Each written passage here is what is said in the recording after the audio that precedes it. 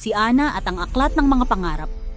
Si Ana ay isang batang babae na mahilig magbasa at mangarap.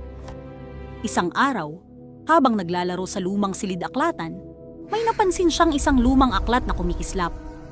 Ana, namangha. Wow! Ang ganda po ng aklat na ito.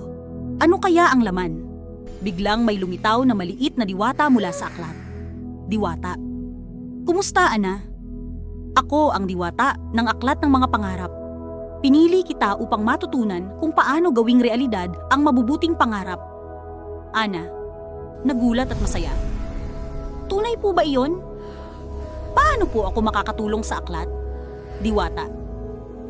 Sa bawat pangarap na gagawin mo nang may kabutihan at malasakit sa iba, magkakaroon ito ng buhay. Huwag kang matakot na mangarap at tumulong sa kapwa. Binigay ng aklat kay Ana ang kakayahang makita ang pangarap ng iba. Natulungan niya ang isang batang gustong makaalis sa sakit. Nagbigay ng pagkain sa mga batang nagugutom at nagpakita ng malasakit sa mga hayop. Ana, masaya.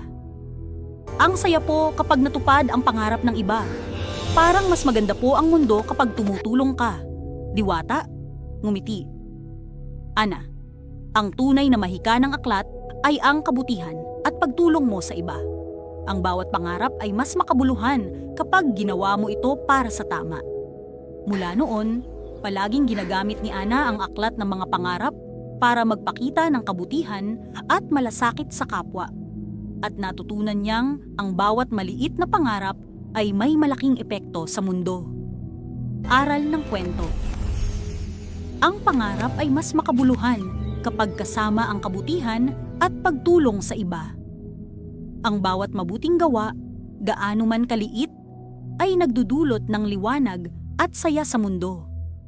Para updated ka sa mga istorya na aming ilalabas, huwag kalimutan ang subscribe. Maraming salamat!